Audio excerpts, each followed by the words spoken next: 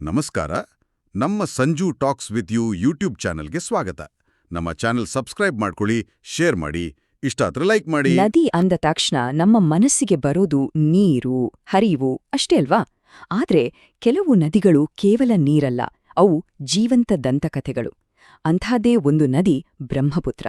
ಹಿಮಾಲಯದ ಎತ್ತರದ ಶಿಖರಗಳಿಂದ ಶುರುವಾಗಿ 3 ದೇಶಗಳನ್ನ ದಾಟಿ ಬಂಗಾಳಕೊಲ್ಲಿ ಸೇರುವ ಈ ನದಿಯ ರೋಚಕ ಕಥೆಯನ್ನ ಇವತ್ತು ನೋಡೋಣ. ಕೇಳೋಕೆ ಸ್ವಲ್ಪ ಆಶ್ಚರ್ಯ ಆಗ್ಬೋದು ಅಲ್ವಾ? ಒಂದೇ ನದಿ, ಆದ್ರೆ 3 ದೇಶಗಳು, 4 ಬೇರೆ ಬೇರೆ ಹೆಸರುಗಳು.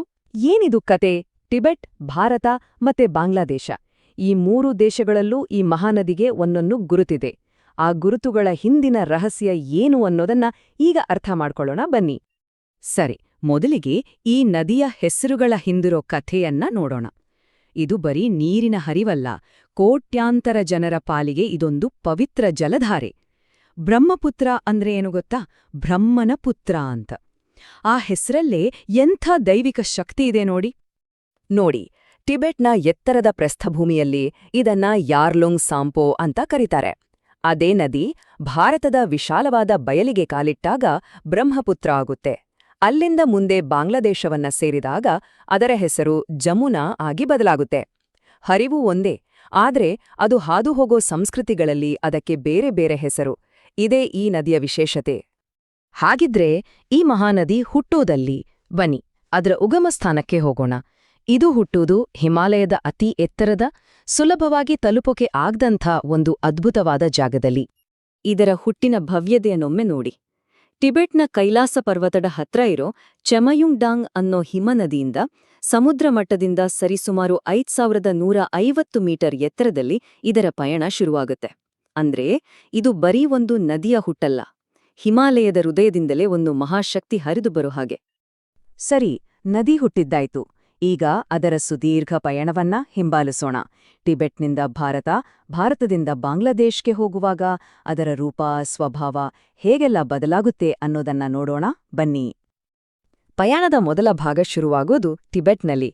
ಇಲ್ಲಿ ಯಾರ್ಲುಂಗ್ ಸಾಂಗ್ಪೋ ಆಗಿ ಸುಮಾರು 1100 ಕಿಲೋಮೀಟರ್ ದೂರ, ಪ್ರಪಂಚದ ಗದ್ದಲದಿಂದ ದೂರ, ತುಂಬಾನೇ ಶಾಂತವಾಗಿ ಹರಿಯುತ್ತೆ. ಆ ದೃಶ್ಯವನ್ನೊಮ್ಮೆ ಕಲ್ಪಿಸ್ಕೊಳ್ಳಿ. ಈ ಶಾಂತ ಪಯಣಕ್ಕೆ ಒಂದು ದೊಡ್ಡ ಟ್ವಿಸ್ಟ್ ಸಿಗೋದೇ ಇಲ್ಲಿ. ನಾಮ್ಚಾಬಾರ್ವ ಪರ್ವತದ ಹತ್ರ ನದಿ ಎಕ್ದಮ್ ಒಂದು ಶಾರ್ಪ್ ಯೂಟರ್ನ್ ತಗೊಂಡು ರಭಸವಾಗಿ ಧುಮುಕೋದು ನೇರವಾಗಿ ಭಾರತದ ಕಡೆಗೆ. ಇಲ್ಲಿಂದ ಅದರ ಕಥೆಯೇ ಬೇರೆ.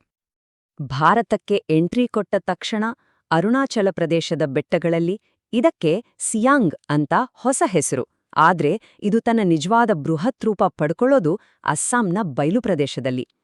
ಅಲ್ಲಿ ದಿಬಾಂಗ್ ಮತ್ತು ಲೋಹಿತ್ ನದಿಗಳು ಬಂದು ಸೇರಿದ್ಮೇಲೆ ಇದು ಬ್ರಹ್ಮಪುತ್ರ ಆಗಿ ಗರ್ಜಿಸುತ್ತೆ. ಮತ್ತು ಪಯಣದ ಕೊನೆಯಲ್ಲಿ ಬಾಂಗ್ಲಾದೇಶಕ್ಕೆ ಹೋದಾಗ ಜಮುನಾ ಆಗುತ್ತೆ. ಅಲ್ಲಿ ನಮ್ಮ ಪವಿತ್ರ ಗಂಗಾ ನದಿಯ ಜೊತೆ ಸೇರುತ್ತೆ. ಗಂಗೆಗೆ ಅಲ್ಲಿ ಪದ್ಮ ಅಂತ ಹೆಸರು. ಇವೆರಡೂ ಸೇರಿ ಜಗತ್ತಿನ ಅತಿದೊಡ್ಡ ನದಿ ಮುಖಜ ಭೂಮಿಯನ್ನ ಅಂದ್ರೆ ಡೆಲ್ಟಾವನ್ನ ಸೃಷ್ಟಿಸಿ ಕೊನೆಗೆ ಬಂಗಾಳಕೊಲ್ಲಿಯಲ್ಲಿ ವಿಲೀನಾಗತ್ತೆ. ಎಂಥ ಅದ್ಭುತ ಪಯಣ ಅಲ್ವಾ? 2900 ಕಿಲೋಮೀಟರ್. ಈ ಒಂದು ಸಂಖ್ಯೆ ಅದರ ಇಡೀ ಪಯಣದ ಕಥೆಯನ್ನೇ ಹೇಳುತ್ತೆ. ಇದು ಬರೀ ದೂರ ಅಷ್ಟೇ ಅಲ್ಲ, 3 ದೇಶಗಳನ್ನ, ಅಲ್ಲಿನ ಸಂಸ್ಕೃತಿಗಳನ್ನ, ಜೀವಜಾಲವನ್ನ ಬೆಸೆದಿರೋ ಒಂದು ಜೀವಂತ ದಾರ. ಆದ್ರೆ ಬ್ರಹ್ಮಪುತ್ರ ಅಂದ್ರೆ ಬರೀ ಒಂದು ಶಾಂತವಾದ ನದಿಯಲ್ಲ. ಅದಕ್ಕೆ 2 ಮುಖಗಳಿವೆ. ಒಂದು ಜೀವ ಕೊಡುವ ತಾಯಿಯ ಮುಖ, ಇನ್ನೊಂದು ಎಲ್ಲವನ್ನೂ ಕಿತ್ತುಕೊಳ್ಳೋ ವಿನಾಶಕಾರಿಯ ಮುಖ. ಈ 2 ಮುಖಗಳೇ ಅದರ ನಿಜವಾದ ಕಥೆ. ಬ್ರಹ್ಮಪುತ್ರದ ಸೃಷ್ಟಿಶೀಲತೆಗೆ ಇದಕ್ಕಿಂತ ಒಳ್ಳೆ ಉದಾಹರಣೆ ಬೇಕಿಲ್ಲ. ಮಾಜುಲಿ, ಇದು ಜಗತ್ತಿನ ಅತಿದೊಡ್ಡ ನದಿದ್ವೀಪ ಗೊತ್ತಾ? ಇದನ್ನ ಸೃಷ್ಟಿಸಿದ್ದೇ ಈ ಬ್ರಹ್ಮಪುತ್ರ. ಇದು ಬರೀ ಒಂದು ದ್ವೀಪ ಅಲ್ಲ, ಒಂದು ಸಂಪೂರ್ಣ ಸಂಸ್ಕೃತಿಯೇ ಇಲ್ಲಿ ಉಸಿರಾಡುತ್ತೆ. ಆದ್ರೆ ಅದೇ ನಾಣ್ಯದ ಇನ್ನೊಂದು ಮುಖ ನೋಡಿ. ಪ್ರತಿ ವರ್ಷ ಮಳೆಗಾಲ ಬಂತು ಅಂದ್ರ ಸಾಕು, ಇದೇ ಬ್ರಹ್ಮಪುತ್ರ ಅಸ್ಸಾಂನ ಜನರಿಗೆ ದುಸ್ವಪ್ನವಾಗಿ ಕಾಡುತ್ತೆ. ಇದ್ರ ಪ್ರವಾಹದಿಂದಾಗೋ ನಷ್ಟ ಅಷ್ಟಿಷ್ಟಲ್ಲ. ನೋಡಿ, ಈ ವೈರುಧ್ಯ ಎಷ್ಟು ಸ್ಪಷ್ಟವಾಗಿದೆ ಅಂತ. ಒಂದು ಕಡೆ ಹೊಲಗಳಿಗೆ ಫಲವತ್ತಾದ ಮಣ್ಣು ತಂದ್ಕೊಟ್ಟು ಅನ್ನದಾತ ಆಗುತ್ತೆ, ಇನ್ನೊಂದ್ ಕಡೆ ಅದೇ ನೀರಿನ ರಭಸ ಪ್ರವಾಹವಾಗಿ ಎಲ್ಲವನ್ನೂ ನಾಶ ಮಾಡುತ್ತೆ. ಸೃಷ್ಟಿ ಮತ್ತು ಸಂಹಾರ ಎರಡನ್ನೂ ಮಾಡೋ ಶಕ್ತಿ ಈ ನದಿಗಿದೆ. ಹೀಗೆ ವಿನಾಶಕಾರಿ ಸ್ವಭಾವ ಇದ್ರೂ ಕೋಟ್ಯಾಂತರ ಜನರಿಗೆ ಬ್ರಹ್ಮಪುತ್ರನೇ ಜೀವನಾಡಿ. ಅದರ ಆರ್ಥಿಕ ಮತ್ತು ಸಾಂಸ್ಕೃತಿಕ ಮಹತ್ವ ಎಷ್ಟು ದೊಡ್ಡದು ಅಂತ ಈಗ ನೋಡೋಣ. ಈ ನದಿಯ ಮಹತ್ವವನ್ನ ನಾವು 4 ಮುಖ್ಯ ರೀತಿಗಳಲ್ಲಿ ಅರ್ಥ ಮಾಡ್ಕೋಬಹುದು. ಮೊದಲನೇದು ಕೃಷಿ. ಇದರ ಫಲವತ್ತಾದ ಕಣಿವೆ ಇಲ್ಲದಿದ್ರೆ ಲಕ್ಷಾಂತರ ರೈತರ ಬದುಕು ಏನಾಗ್ತಿತ್ತು. ಎರಡನೇದು ಪವರ್. ಜಲವಿದ್ಯುತ್ ಯೋಜನೆಗಳಿಗೆ ಇದೊಂದು ದೊಡ್ಡ ಆಧಾರ. ಮೂರನೇದು ಟ್ರಾನ್ಸ್ಪೋರ್ಟ್. ಇದು ಭಾರತದ ಪ್ರಮುಖ ರಾಷ್ಟ್ರೀಯ ಜಲಮಾರ್ಗಗಳಲ್ಲಿ ಒಂದು. ಕೊನೆಯದಾಗಿ ಮತ್ತು ಬಹುಶಃ ಅತೀ ಮುಖ್ಯವಾಗಿ ಸಂಸ್ಕೃತಿ. ಅಸ್ಸಾಂನ ಜನರಿಗೆ ಬಿಹು ಹಬ್ಬಕ್ಕೂ ಇದಕ್ಕೂ ಅವಿನಾಭಾವ ಸಂಬಂಧ. ಇದು ಬರೀ ನೀರಲ್ಲ, ಒಂದು ನಾಗರಿಕತೆಯ ಉಸಿರು. ಇಷ್ಟೆಲ್ಲ ಮಹತ್ವ ಇರೋ ಈ ಮಹಾನದಿಯ ಭವಿಷ್ಯ ಈಗ ಅಪಾಯದಲ್ಲಿದೆ.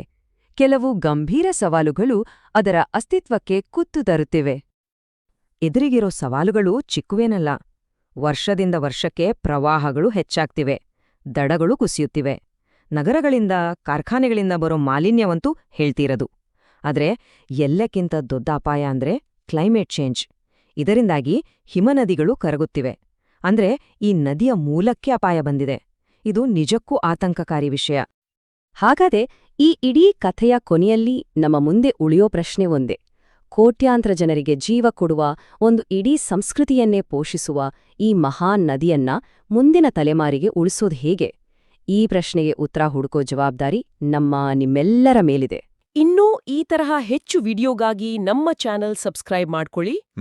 ಹಾಗೆ ನಿಮ್ಮ ಅನಿಸಿಕೆನ ಕೆಳಗಡೆ ಕಮೆಂಟ್ ಮಾಡಿ. ಹೌದು. ಸಿಗೋಣ ಮುಂದಿನ ವಿಡಿಯೋದಲ್ಲಿ. ನಮಸ್ಕಾರ.